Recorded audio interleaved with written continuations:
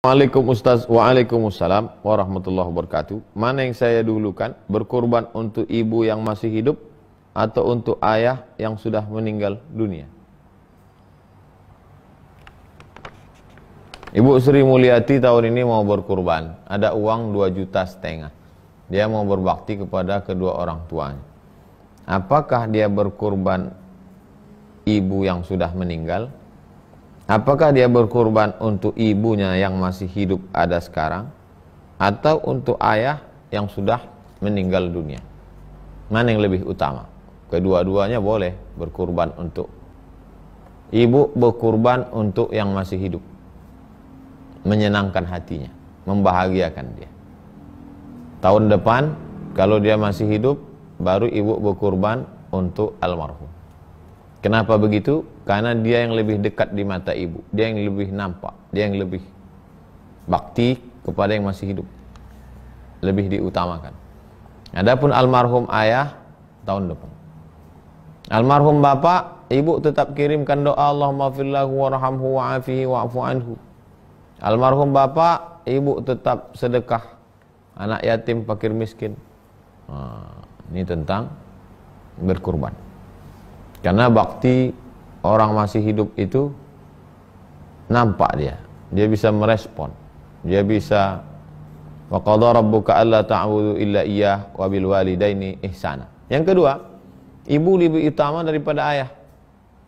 Ummuka, summa man? Ummuka, summa man? Ummuka. Ilzam rijlaiha, ka urus tapak kakinya, ibu, ha. Yang ketiga, al-jannatu tahta aqdamil ummahat. Surga di bawah tapak kaki ibu. Nah, nanti panjang umur, murah rezeki, tahun depan ayah. Kedua, Ibu Nur Hidayati. Ustadz, saya akan kuliah. Apakah saya berdosa jika tidak menurut perintah orang tua dalam memilih jurusan kuliah? Orang tua ini mesti ngerti. Yang kuliah ini kan anaknya. Maka saya kalau ceramah itu datang bapak, Ustadz saya mau kirim anak saya ke Mesir. Yang mau kuliah ini bapak apa anak bapak? Yang mau ke Mesir ini bapak apa anak bapak? Saya Pak Ustadz. Nggak bisa Pak. Kalau saya dulu, saya mau ke Mesir. Kelas 3 SMP saya sudah datang ke Imam Masjid Raya Medan, menjumpai Syekh Jalaluddin Abdul Muthalib habis sholat subuh. Syekh, aku mau ke Arab. Nah, jadi saya yang minta, orang tua itu mensokong aja, mendorong aja. Yang bisa main paksa itu masuk pesantren. Masuk pesantren itu mesti dipaksa. Taman SD, kau mesti pesantren. Supaya dia selamat dari narkoba, selamat dari pacaran, selamat dari pergaulan bebas. Setelah dia tamat SMA, bebaskan. Kau mau jadi pengacara, kau mau jadi lawyer, kau mau jadi pakar tanaman, fakultas pertanian, mau jadi ternak ikan, fakultas paper tapet, fakultas pertanian dan peternakan, menjadi psikolog, psikologi, terserah. Jadi tak bisa kita paksa. Karena dia yang mau belajar. Dia mau kuliah. Kalau dia nggak mood, nilainya tak naik-naik. Nah, saya kemarin dari Sudan, ada calon dokter sudah sedikit lagi mau jadi dokter. Tinggalkannya fakultas kedokteran. Saya tanya, kenapa? Yang mau jadi dokter bapak saya. Bukan jiwa saya di situ Pak Ustadz. Bahaya itu kalau dia nggak jadi dokter. Dia nggak mau jadi dokter, bapaknya nyuruh jadi dokter. Kalau sempat dia mau jadi hakim, dipaksa jadi dokter. Apa tak dipukulnya pakai martil pasien tuh? Nah, jadi orang Barat itu canggih. Orang Barat itu ada ilmunya, bisa orang itu ditelitinya kemana arahnya, diarahkannya ke sana. Anak itu. Jadi banyak sekarang anak-anak itu salah arahkan. Dulu kan standar pintar itu matematik. Dulu, seingat saya waktu SD, siapa yang hebat matematik, itu juara satu. Kan hidup ini tidak selamanya matematik. Dulu waktu kita sekolah diajarkan 2 tambah 2, 4. Ternyata di kehidupan nyata enggak begitu. Ketika atasan nanya, 2 tambah 2 berapa? 4. Malah nggak diterima. Yang diterima, 2 tambah 2 berapa? Terserah bapak lah pak. Malah itu yang diterima. Jadi ini tak selamanya matematik. Oleh sebab itu orang-orang tua saya nasihatkan, untuk kuliah suruh dia milih. Untuk saya SMP, SMA, mesti paksa. Anak saya, keponakan saya, untuk sekolah, mesti saya milih. Sekolah Al-Quran. Ada tahfiznya. Ada bahasa Arabnya. Ada bahasa Inggrisnya. Karena kau anak kecil, masih di dalam pot. Takut nanti dimakan ulat. Kalau kau sudah jadi pohon besar, silakanlah. Ulat itu kau makan. Kalau kau kecil, kau dimakan ulat. Jadi walaupun yang nanya ini anaknya, sebetulnya ini dia mau menyindir bapaknya. Maka aku sampaikan ceramah untuk bapaknya. Nanti kau sampaikan ceramah ini ke bapakmu. Kalau bapakmu tak suka sama saya, tanya ke Ustaz Adi Hidayat. Biar Ustaz Adi Hidayat ngomong. Kalau dia kurang juga lagi, tanya Agim. Nanti Agim memberikan jawaban. Nah, kumpulkan semua Ustaz. 3. Fahrizal. Ustaz, benarkah syubhat itu menyambar-nyambar hati sehingga tidak boleh duduk satu majelis dengan ahli syubhat?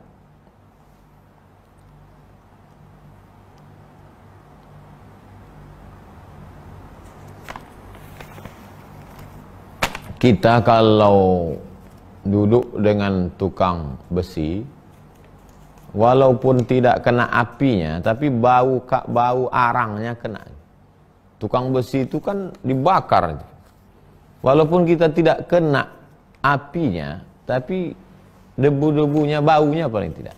Kalau duduk sama tukang minyak wangi, walaupun tak dapat minyaknya, baunya dapat. Kami dulu waktu kuliah dari Mesir, itu setiap mau ke masjid pasti singgah ke tempat tukang minyak wangi. Haji kata orang tukang minyak. Dia oleskannya. Tak pernah beli, oles saja. Dulu waktu mahasiswa, dekat sama tukang-tukang minyak wangi itu. Bukan mencuri, bukan bohong. Mereka pun tahu kita mahasiswa, tahu dia. Ya. Oleh sebab itu berteman itu besar pengaruh. Sekarang banyak anak-anak milenial ini, anak-anak muda ini kepedean.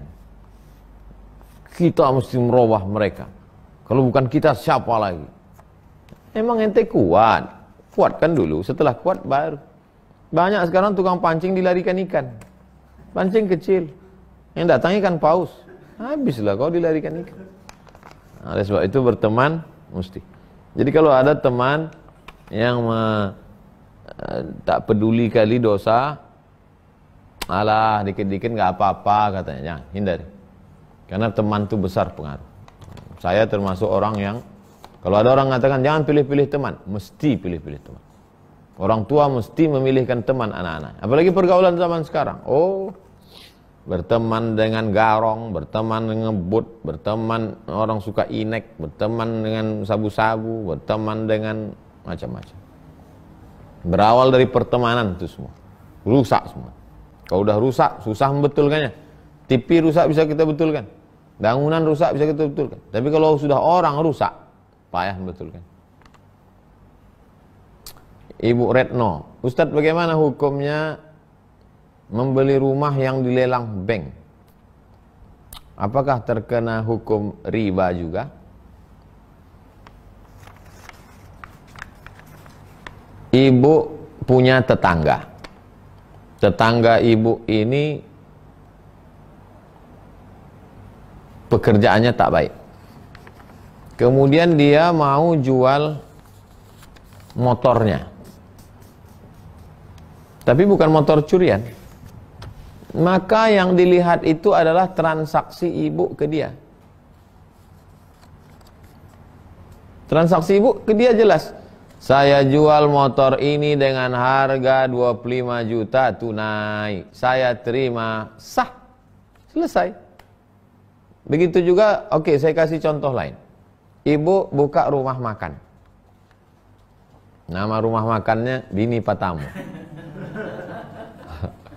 Di samping Masjid Namiro, depan Mall SKA. Yang ibu jual nasi, ikan. Datang orang beli.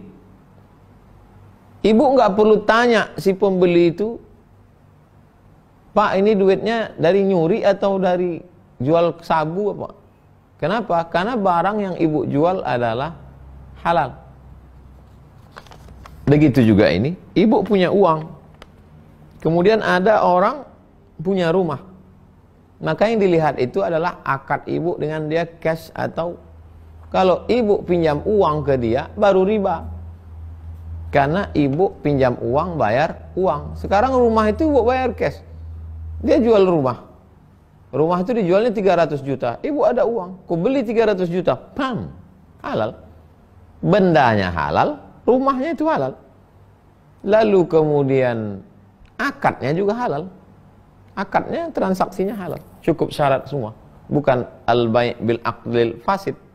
Kemarin kan kita sudah bahas, haram itu dua. Yang pertama zatnya, bendanya. Jual babi, haram. Ini jual rumah. Yang kedua, caranya. Caranya juga cash. Maka tidak riba. Nah, ini tentang masalah. Kecuali membeli motor curian, nah, itu baru.